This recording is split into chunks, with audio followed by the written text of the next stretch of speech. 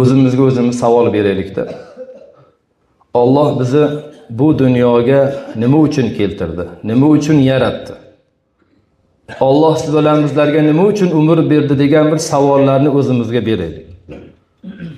Ushbu savollarga javoban Alloh subhanahu tabaraka va taolo Qur'oni Karimning Mulk surasida o'zi bizlarga shundoq javob beradi.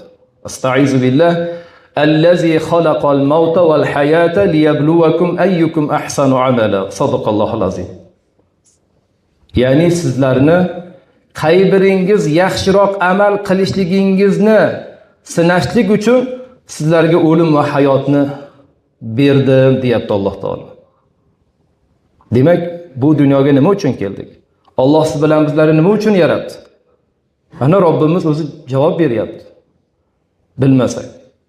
Qaysi biringiz yaxshiroq, chiroyliroq amal qilishligingizni sinashlik uchun sizlarga bu o'limni hayotni berdim deyapti.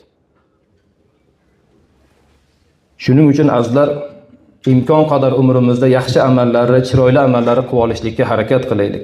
Yaxshilari qatorida, Alloh suygan mu'min bandalarning qatorida bo'lib olishga harakat qilaylik.